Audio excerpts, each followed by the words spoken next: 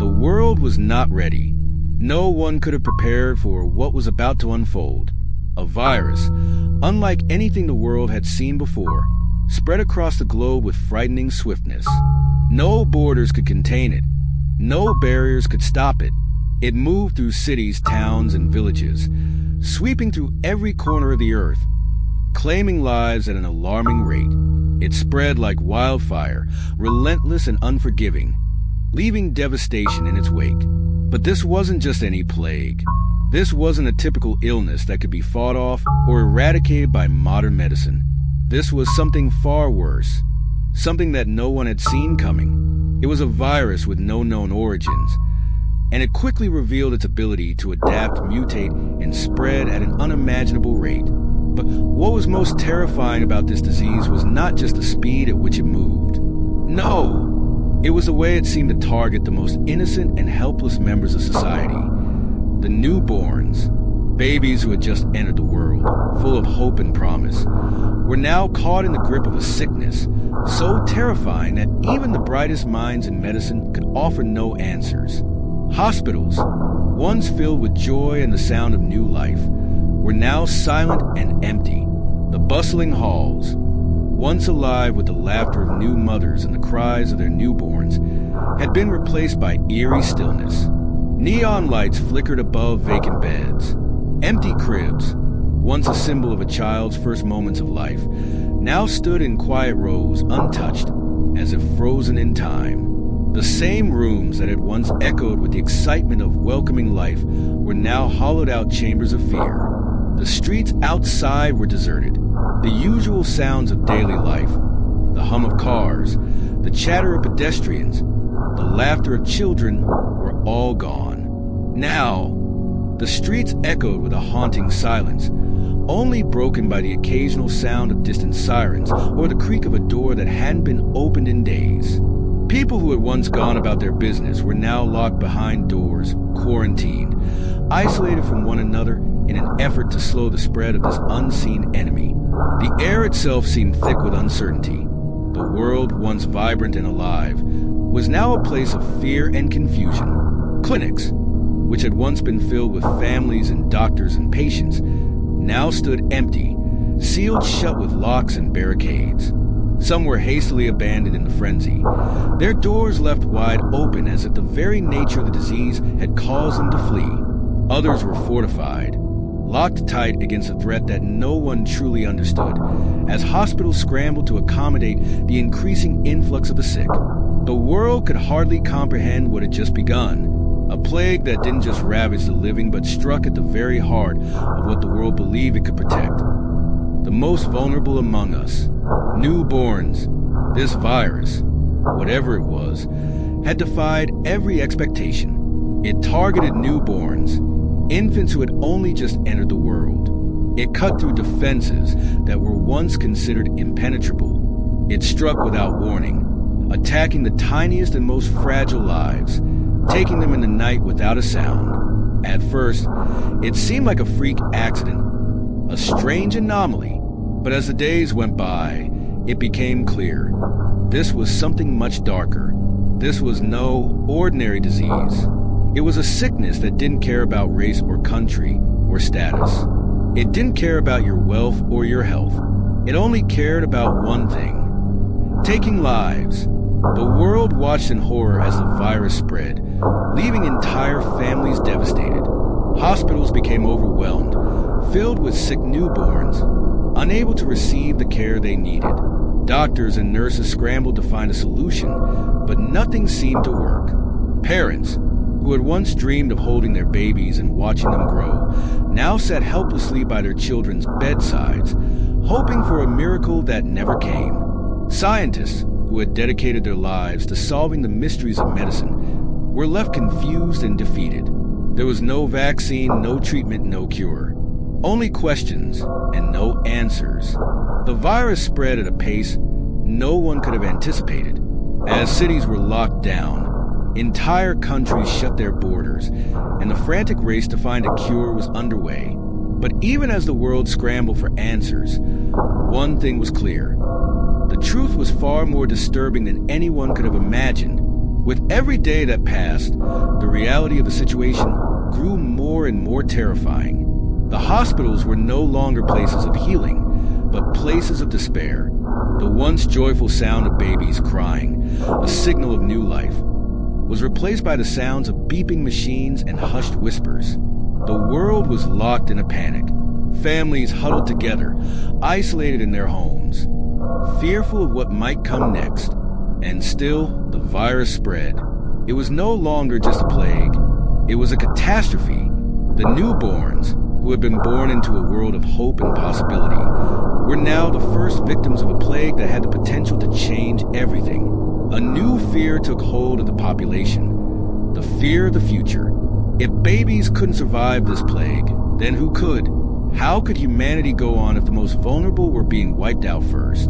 It was as if the very foundation of the world had been shaken, and no one knew how to rebuild it. The virus moved like a shadow, sweeping through the streets, across borders, through cities, and into homes. No one could escape it. It seemed unstoppable, a force of nature that would not be denied. As hospitals overflowed with sick children and newborns, the world came to a halt. People stopped living their normal lives. Governments imposed lockdowns, ordered quarantines, and shut down borders, trying to prevent further spread. But even these measures seemed to have little effect on a disease that moved too quickly to be contained. And still, no one could answer the question that burned in everyone's mind. Why?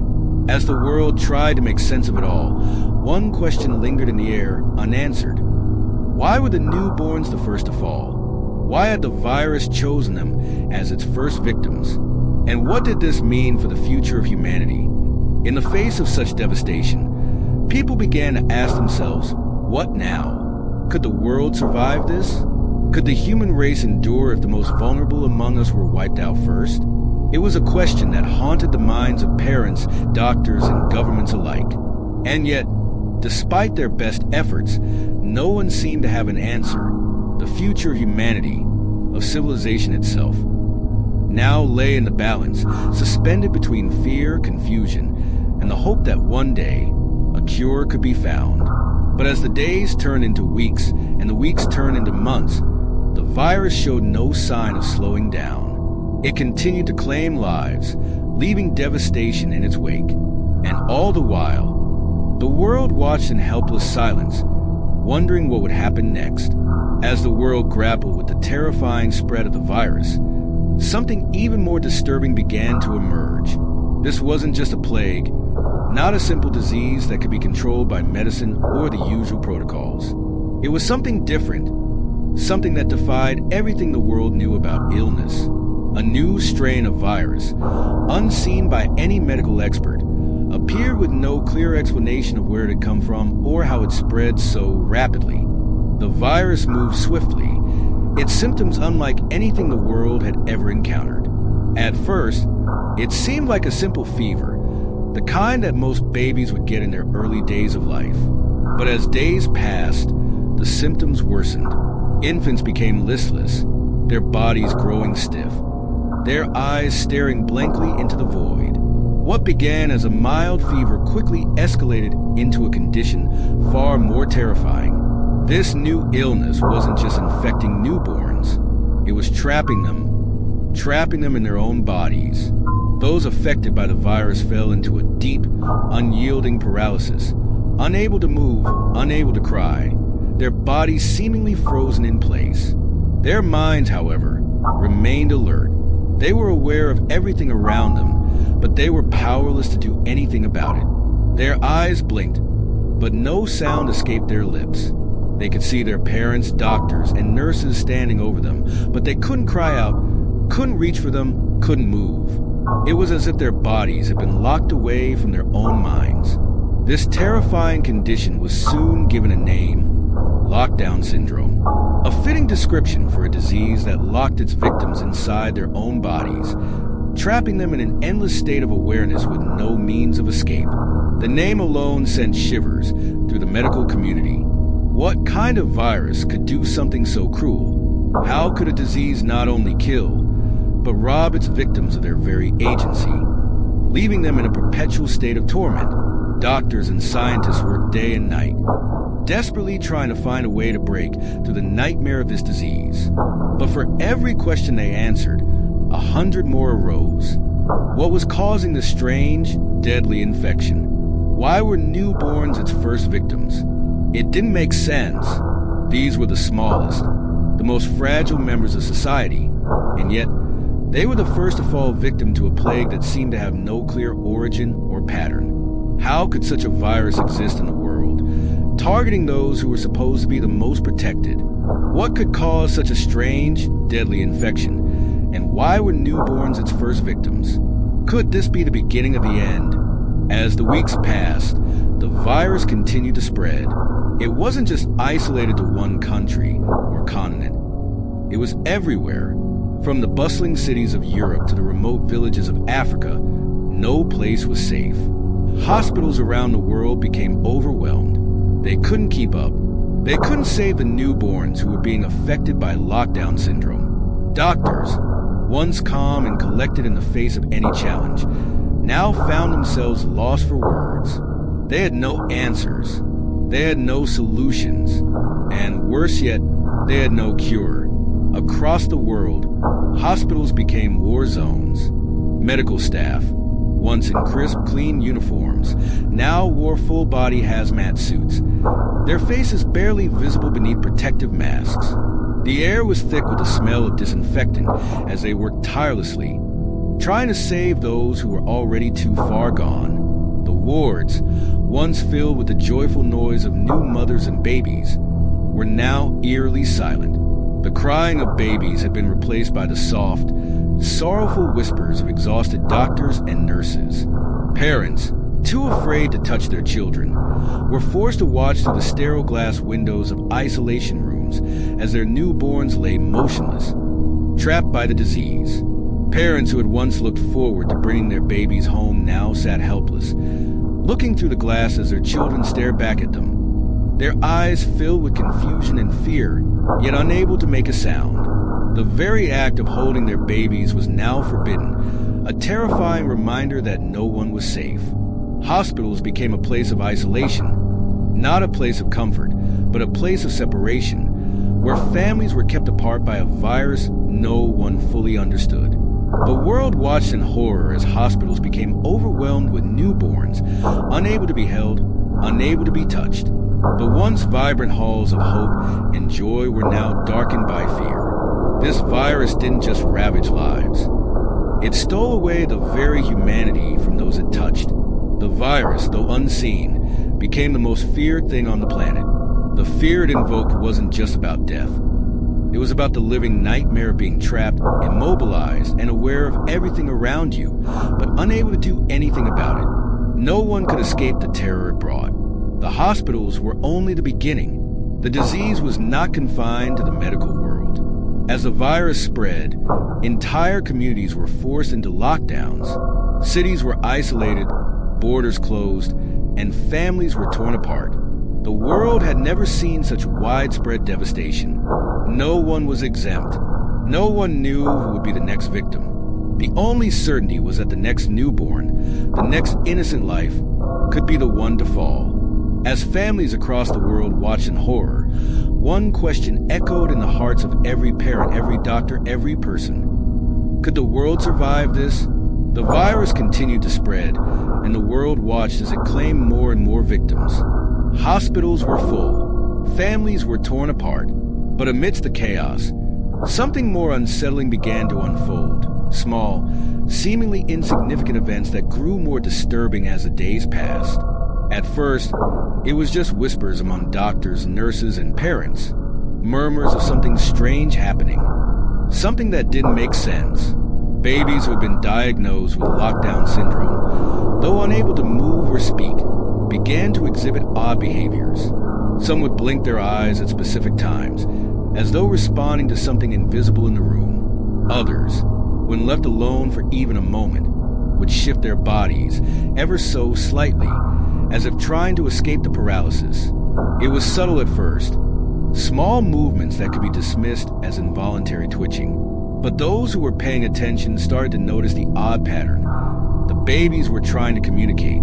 Doctors initially chalked it up to nerves or muscle contractions, but as more and more children exhibited the same behaviors, the unsettling truth began to take shape. These babies, who had been thought to be trapped in their own bodies, might not be as helpless as they appeared. Some were even showing signs of recognizing their parents, blinking or reaching out at specific moments when they saw them, their eyes filled with recognition. But the moment was fleeting, and before anyone could act, the paralysis would return. As the days dragged on, the eerie occurrences began to escalate. It wasn't just the babies anymore. A strange pattern emerged in the hospitals themselves. Equipment malfunctioned with increasing frequency. Machines that were crucial for monitoring patients suddenly stopped working, their screens flickering as if affected by an unseen force. Nurses reported hearing whispers, soft, unintelligible murmurs from the isolation rooms, only to open the door and find the rooms completely empty. No sign of anyone ever being there. These unexplained phenomena grew in intensity. The air felt heavier, thicker. The hospitals that had once been symbols of hope were now suffocating with dread. One night, a nurse walked into an isolation room to check on a baby, just as she had done countless times before.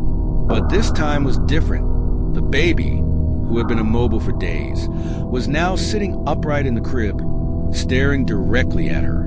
The nurse froze. Her heart skipped a beat.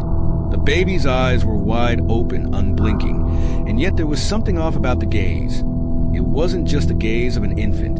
It was as if the baby had seen something beyond this world. The nurse's breath caught in her throat, and before she could react, the baby slumped back into the same stiff, paralyzed state, as if nothing had ever happened. What could cause such a strange and unsettling phenomenon? Was it the virus? Was it something more? No one could explain it, and no one dared to talk about it openly.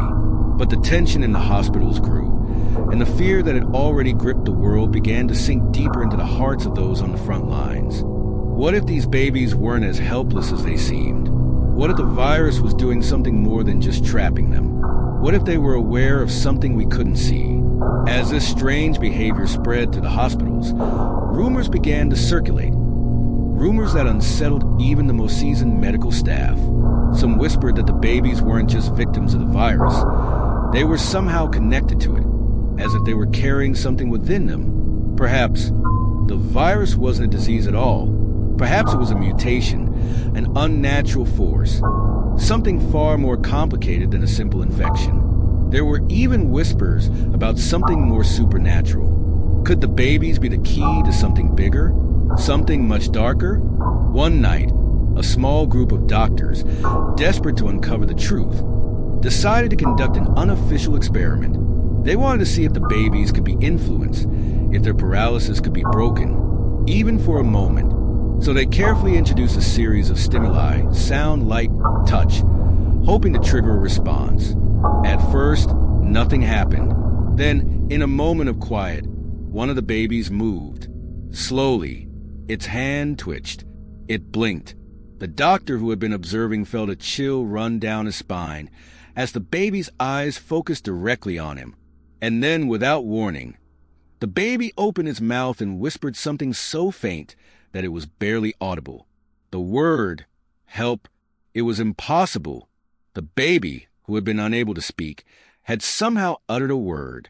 But before the doctor could react, the baby went still once again, returning to its rigid, lifeless state. Was it just a fluke? A trick of the mind? Or had something extraordinary just occurred? The doctors were left to question what they had witnessed, and as they continued to investigate, it became apparent that the virus was not just physically affecting the babies. It was somehow manipulating their minds, altering their consciousness, leaving them trapped between two worlds, one of reality and one of something far darker. Could it be possible that the virus had altered their very essence? That it had created someone new? The babies seemed to be aware of something that the rest of the world couldn't comprehend. And if that was true, what did that mean for the rest of humanity? The mystery deepened as researchers tried to unlock the truth behind the virus and its strange effects on the newborns. Was this virus somehow connected to a larger force, one that humanity had never encountered before? And more chillingly, if the babies were somehow the key, what would happen when the world discovered what lay behind their eyes? The tension was thick, suffocating, and every passing day brought more unsettling discoveries. The world had been caught off guard, but now, as the virus continued to ravage the newborns, something darker seemed to be emerging from the shadows. The babies, once thought to be mere victims, now seemed to be part of a larger puzzle, one that no one could fully understand. Medical staff continued to observe the strange, sporadic movements, the inexplicable reactions from the babies. They were aware of their surroundings, but they could not communicate. The doctors were desperate for answers, but every answer they uncovered only led to more questions. Was this virus really a disease, or was it something far more insidious? Was it altering the minds of the infants, or was it something far beyond the realm of science? The hospitals had become ground zero for this mystery. Overworked doctors and nurses, already battling the virus on the front lines, now found themselves facing a new enemy, a growing sense of dread that filled the sterile hallways and quiet rooms. What was happening to the babies? What did they know that no one else could comprehend? And as the nights grew longer, a feeling began to settle over the hospital, a sense that something else was waiting, something unseen, but just on the edge of their understanding. One night, in the isolation ward, a new twist unfolded that no one could have predicted. A nurse, assigned to check on one of the infants who had been in a deep, unresponsive state for days, stepped into the room. She moved slowly, carefully, the soft shuffle of her shoes echoing against the cold, sterile tile floor. She glanced at the baby, expecting the usual lifeless stillness. But something was different this time. The baby's hand, which had been perfectly still for days, was now twitching. It was subtle at first, almost unnoticeable. But the nurse, having spent countless hours monitoring the babies, noticed. She leaned in closer, her heart racing with anticipation. Slowly, the baby's fingers curled, as if reaching for something, and then, with a faint whisper, the baby blinked its eyes. But this wasn't the same blank stare before. No, this time, the baby's gaze was focused. The nurse froze, her hand hovering above the crib, unsure of what to do. She looked around, as if expecting someone else to witness the strange moment. The baby blinked again, more purposefully this time, and then it smiled. A smile. Impossible. The baby, who had been unresponsive for days, now seemed to have a moment of clarity. The nurse's pulse quickened as she stepped back, unsure whether this was the virus mutating, or if something else, something more profound, was happening.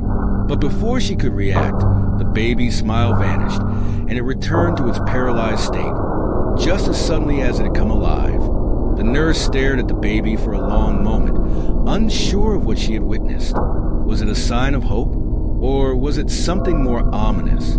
She wasn't sure. What she saw next, none of us would believe. The uncertainty lingered in the air, thickening with every passing moment. What was happening to these newborns? Were they truly trapped in their own bodies? Or was the virus, if it was a virus, doing something more? Something far more insidious than anyone could have imagined? As the nurse stood there, lost in her thoughts, she didn't hear the sound behind her until it was too late. A door, one of the isolation rooms, long since sealed off, swung open with a sharp creak, as if pushed by an invisible hand. The nurse spun around, her heart racing, her breath coming in short gasps. The room was dark, the faint light from the hallway casting eerie shadows on the walls. She had just left that room. She had checked the baby there not moments ago. But now the door was open, and she was sure it had been locked by her. And then, just as she took a step toward the door to close it again, something else caught her eye, something far worse. In the dim light, she saw something shifting in the far corner of the room. A figure, a child. But this child wasn't like the others. This child was standing in the corner of the room, eyes wide open. A figure that shouldn't have been there, that shouldn't have been able to move. It was a moment of pure disbelief. The nurse froze, staring at the child. Her mind screamed for her to turn around, to leave, to run. But her feet were rooted to the spot, her body paralyzed with fear. The child stood still, not moving, just staring at her. The world around her felt like it was closing in. And just before she could react, the child smiled, an eerie, unsettling smile. She reached for the door, but it swung open by itself before she could touch the handle. The door slammed shut, and the nurse stood alone, the silence pressing down on her. Was it real? Was this a figment of her imagination? Or had something far darker just happened? No one knew, and no one dared to find out. The next morning, the hospital was filled with confusion. Rumors had started to spread. Strange things were happening. Babies who had been declared comatose for days had suddenly shown signs of life, only to return to their catatonic states moments later. Equipment malfunctioned. Staff members were hearing things that couldn't be explained, and worst of all, the babies seemed to be aware of something no one else could see. As the walls of fear closed in, the question remained. Were the newborns trying to communicate with the world? And if they were, what were they trying to tell us? The world, on the edge of its seat, watched in horror as each new moment brought with it more questions than answers. What lay ahead, no one could say, but one thing was clear. The virus wasn't the only thing to fear. There was something else, something that lurked in the shadows, waiting to reveal itself. And when it did, no one would be prepared for the truth. As the mystery deepens, more strange occurrences take place in the hospitals and isolation centers. The once calm and controlled medical environments are now filled with confusion and fear. Every new discovery only raises more questions, and every strange event only deepens the uncertainty surrounding the virus and its effects. The hospital staff, once optimistic about finding a solution, are now unsure of what to believe. Could the newborns be aware of something more than we can understand?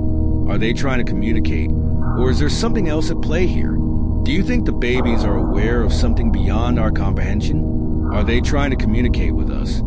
Or is there something far darker happening? Do you believe this virus is simply a plague, or is it connected to something much bigger, something none of us are ready for? Let us know what you think in the comments below. Your thoughts could unlock a piece of this mystery that we haven't even considered. The strange behavior in the newborns continues to grow. Some of the babies are exhibiting more signs of intelligence, small, subtle shifts in their eyes, as if they're processing the world around them in a way that no one has expected. The way they react to their surroundings seems almost deliberate. What could be causing this? Could they be evolving in ways the world has never seen before? Voiceover. If you were in the shoes of the doctors and parents, what would you do? Would you try to help these children, or would you fear that they become something else entirely? How would you handle a situation where the very life you were trying to save seemed to hold a terrifying secret?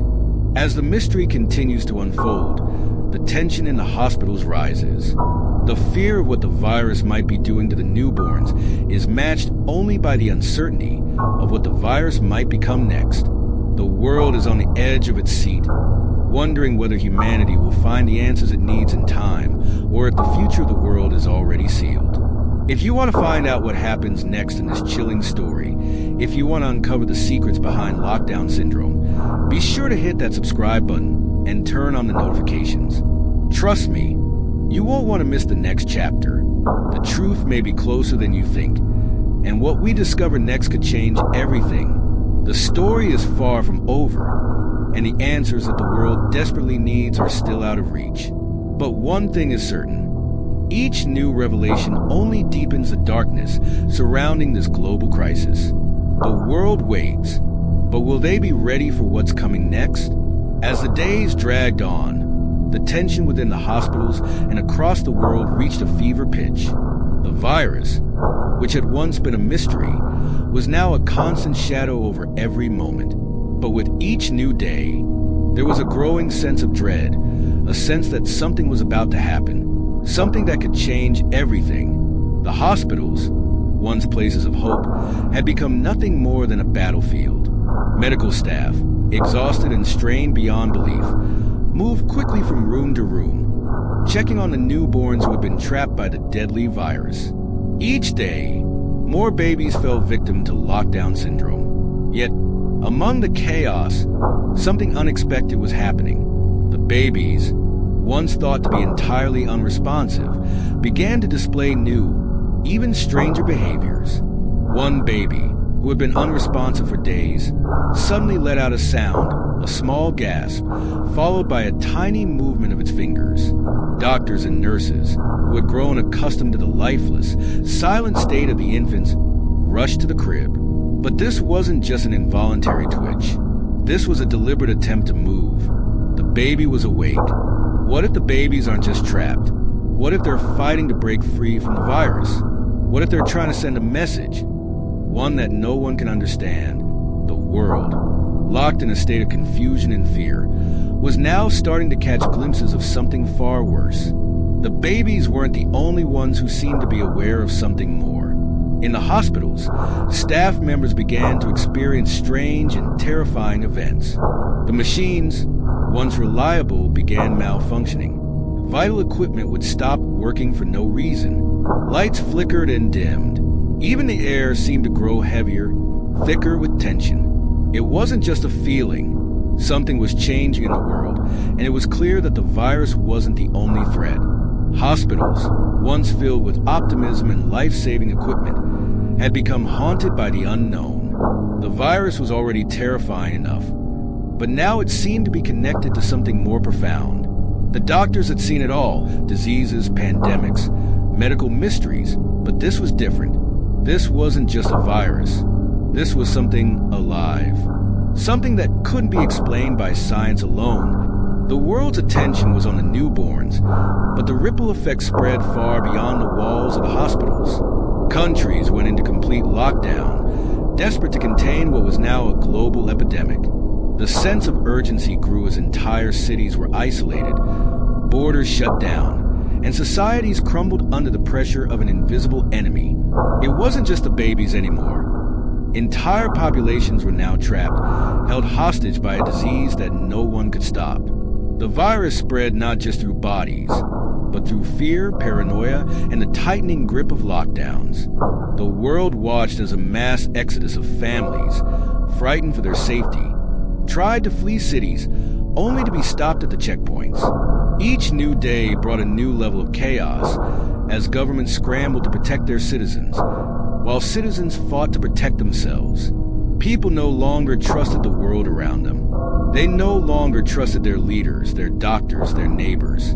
Is anyone safe? Who can we trust when the world around us is crumbling? The virus has spread to the newborns, through the cities, and through the very foundation of society. What happens when the fabric of civilization itself begins to tear? Amid the chaos, a new discovery was made. A group of doctors, desperate to uncover the truth, managed to isolate a sample of the virus. What they found was unexpected and nothing short of disturbing. The virus, it seemed, wasn't just a virus. It was something far more complex, far more dangerous. They had expected a pathogen, something simple that could be contained with the right measures. But what they found was something far worse, a living, evolving entity that could not be stopped by conventional methods. It wasn't just a disease. It was something alive, something that could evolve, adapt, and fight back. The question was no longer how to stop it. The question was, how do you fight something that is already ahead of you? The discovery sent shockwaves through the medical community, but as the information spread, so did fear. There was no way to predict how the virus would evolve next, and what its ultimate goal was. What was the virus doing to the newborns? Were they the key to understanding the virus? Or were they its first victims?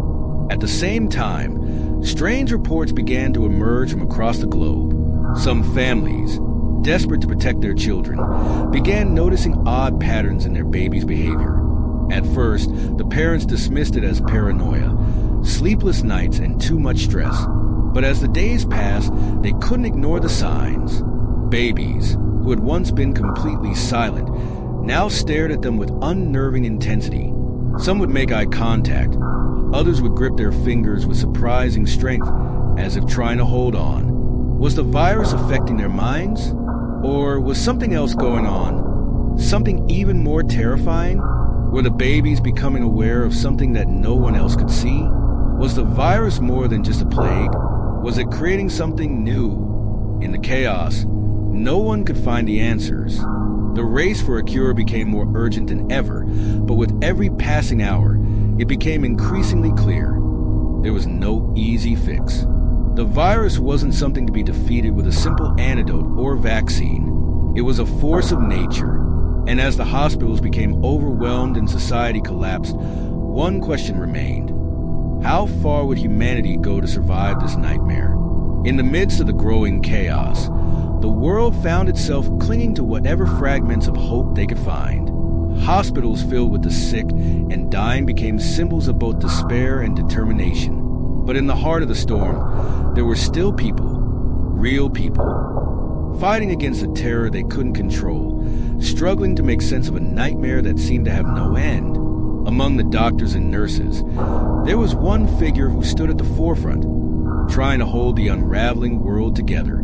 Dr. Emily Harris, a young and dedicated pediatrician, had spent her life dedicated to saving newborns. She had seen her fair share of illness, but nothing had prepared her for this. Nothing could. As the virus spread, Dr. Harris found herself in a constant battle, not only to save her patients, but also to keep her sanity intact. Every day brought new horror, new heartbreak. Yet she pushed forward, driven by the belief that she could still make a difference. Dr. Emily Harris had dedicated her life to the children she cared for. She had watched them grow, overcome their first struggles, and leave the hospital healthier than ever. But now, everything had changed. These children, her children, were falling to something she couldn't fight. And with each passing day, Emily felt the weight of that failure heavier on her shoulders. As the lockdowns continued, Dr. Harris's emotional toll deepened. Every newborn she had once held in her arms, now isolated, now trapped in their own bodies, haunted her. She spent sleepless nights sitting by their bedsides, her fingers pressed against the glass, desperately wishing she could do more. In her heart, a quiet fear had started to take root. What if they don't survive? What if we can't stop this? Her fear wasn't just for the babies. It was for herself, for the overwhelming sense of helplessness that gripped her as the virus continued to spread. She was fighting to hold on to the one thing that made her feel like she still had control, her role as a protector. But with every day that passed, her resolve grew weaker. Was it worth it? Was her fight enough? Could she save anyone? Or was the virus already too powerful? In the midst of her internal struggle, there were moments of connection, moments where she reached out to others, hoping to find solace in their shared fear. One such connection was with the parents of the newborns, who were just as terrified, just as desperate as she was. Every family had a story, a dream of what their child would become. And now those dreams were shattered by the virus that knew no mercy. Every parent she met in those isolation rooms, every mother with tear-streaked cheeks, every father gripping their child's hand, reminded Emily of why she kept fighting. But in the back of her mind, a terrifying truth was becoming clear. They were all running out of time. Dr. Harris found herself listening to the parents' fears. Their hopes that the babies would somehow wake up, that they would be saved by a miracle. The desperation in their voices was palpable, and she could hear the pain in their hearts as they spoke about their children, who were still trapped in their own bodies. Their hopes mirrored her own, that somewhere, somehow, a solution would appear, that a cure would be found in time, that the babies would come back to life. As Emily sat with a mother named Sarah, whose newborn had been diagnosed with lockdown syndrome, a connection formed between them. Two people caught in the same storm, both praying for the same impossible miracle. Sarah, broken but not giving up, told Emily, "I keep thinking that maybe, if I talk to her enough, she'll hear me. I just want her to know that I'm here. I just want her to know that I love her." Sarah's words hit Emily hard. She realized then that it wasn't just about curing the virus. It wasn't just about stopping the disease.